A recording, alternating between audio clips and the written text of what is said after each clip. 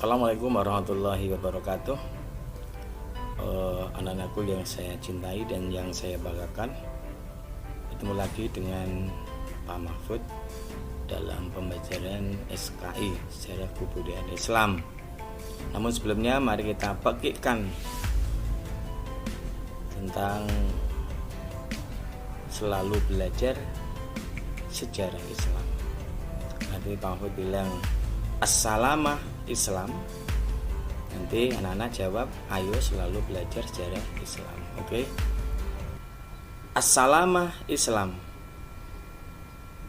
Oke, terima kasih. Pada kesempatan ini Pak Mahfud akan menerangkan tentang materi Daulah Abbasiyah membangun peradaban. Ya. Maka anak-anakku bisa melihat buku, baik itu buku paket LKS untuk menyiapkannya. Anak-anakku yang saya cintai, pada kesempatan ini KD atau kompetensi dasar yang akan kita pelajari yaitu tentang memahami latar belakang berdirinya Daulah Abbasiyah. Jadi KD-nya adalah memahami latar belakang berdirinya dinasti atau Daulah Abbasiyah. Perlu diingat kembali bahwa daulah atau pemerintahan Islam itu embrionya pada masa Kanjeng Nabi di periode Madinah, kemudian dilanjutkan pada masa Khulafaur Rasyidin. Setelah Khulafaur Rasyidin digantikan oleh dinasti Umayyah. Nah, dalam prosesnya juga Umayyah akan berakhir sehingga berdirilah dinasti Abbasiyah yang pada kesempatan ini kita pelajari. Untuk indikatornya pada saat ini adalah menjelaskan latar belakang berdirinya Daulah Abbasiyah. Indikatornya. Oke. Lanjut selanjutnya. Ketika kita mempelajari berdirinya dinasti Abbasiyah, maka kita harus ingat tentang dinasti sebelumnya, yaitu dinasti Umayyah. Mengapa Umayyah runtuh? Mengapa Umayyah mengalami kemunduran? Dan ini mesti ada penyebabnya. Oleh karena itu, penyebab runtuhnya dinasti Umayyah adalah yang pertama, khalifah lemah. Jadi anak-anakku yang saya cintai, dinasti Umayyah berlangsung berapa tahun? Ayo, ada yang ingat? 90 tahun. 90 tahun ada 14 khalifah. Jadi 14 khalifah itu yang menonjol adalah ada 5, ya. Ada 5. Lah, selain itu dinasti Umayyah pimpinannya itu lemah. Sehingga ini juga sebagai penyebab runtuhnya Umayyah. Untuk yang kedua, penyebabnya adalah hak istimewa bangsa Arab Suriah. Jadi pada saat itu banyak umat Islam terdiri dari beberapa suku, tapi pada masa Umayyah ini lebih mementingkan suku Arab Suriah diistimewakan. Untuk yang ketiga, penyebab runtuhnya adalah jauh dari ajaran Islam.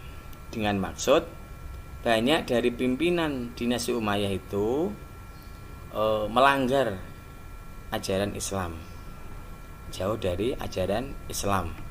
Kemudian yang keempat adalah menindas pengikut Ali dan Bani Hashim.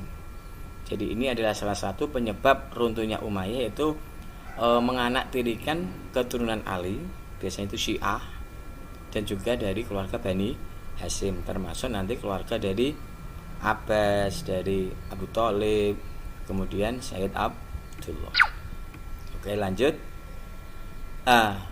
Akibat dari kesalahan dinasti Umayyah tadi ada 4 poin minimal itu, sehingga ini menimbulkan kebencian dari kaum muslimin seperti kelompok Mawali. Kelompok Mawali ini kelompok orang Islam non Arab, itu dianaktirikan. Kelompok Syiah ini pendukung Ali. Kemudian kelompok Khawarij keluar dari kelompok Ali dulunya ketika ada perang sifil. kemudian Muslim Arab Mekah, Arab Madinah, Arab Irak, dan kelompok Muslim yang soleh, yang taat dengan ajaran Islam itu tidak senang, sehingga timbullah kebencian dari kesalahan dinasti Umayyah tadi. Yang kedua, akibat kesalahan dinasti Umayyah tadi, kelompok-kelompok tersebut membentuk kekuatan gabungan, ya, gabungan antara tadi ada Mawali, Syiah, Khawarij dan sebagainya, sehingga terbentuklah nanti dinasti Abbasiyah yang dipelopori oleh keturunan Al-Abbas. Al-Abbas ini termasuk paman Kanjeng Nabi Muhammad Shallallahu Alaihi Wasallam. Yang ketiga, kelompok-kelompok tadi melakukan propaganda. Jadi semacam ajak-ajak dengan sebutan gerakan dakwah. Jadi kelompok-kelompok tadi itu mempunyai gerakan, itu ada yang di bawah tanah, maksudnya sembunyi-sembunyi, dengan gerakan dakwah ini, sehingga dia menggulingkan dinasti Umayyah. Itu merupakan perintah agama menurut gerakan dakwah ini. Banyak orang yang simpati dengan gerakan ini, banyak yang bergabung. Oke, anak-anakku yang saya cintai, itu sekilas tentang latar belakang berdirinya dinasti Abbasiyah, yang KD-nya adalah memahami latar belakang Abbasiyah tadi. Kemudian indikatornya menjelaskan latar belakang berdirinya Daulah Abbasiyah. Terima kasih. Sebelum saya akhiri, kita pekikkan lagi, belajar sejarah Islam. Assalamah Islam. Ayo dijawab. Ayo selalu belajar sejarah Islam. Saya ulangi.